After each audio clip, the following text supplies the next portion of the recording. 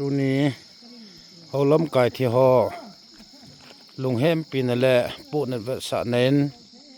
เอสนาเบลคมีปีเตียนจัง candle lighting อบอลวินตัวเห็น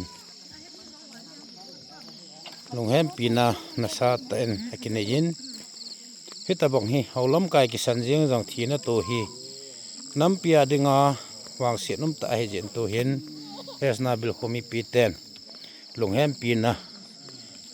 candle lighting ในไลท์ตัวเห็นสิประเทศนินที่ลุมจันหอที่เชี่ยหอฮีกิเวนภาษีนำเลยอย่างเงี้ยเฮ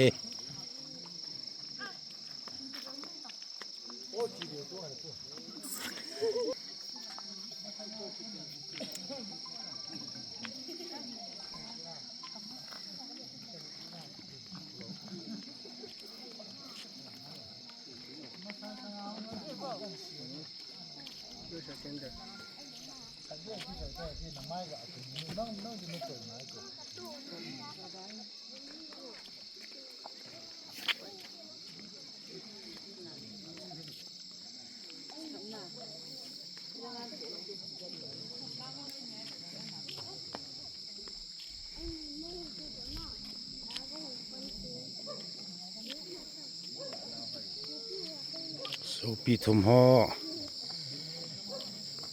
ไงลุนาบอลเทดังอำตะปูนตูนีนมีปีเตหอนเฮสนาเบลคมีปีเตหอนก็เห็นอีนเว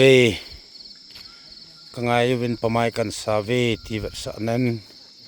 ไงลุวัดสะนานนัตอาสาวตะหิยอนแลแล้วก็เอาเบะลุงมุงกิจอลนั่นเองแหละตีนมีปีเตนตูนีนเอาวินมายะ candle lighting กินเองนะฮี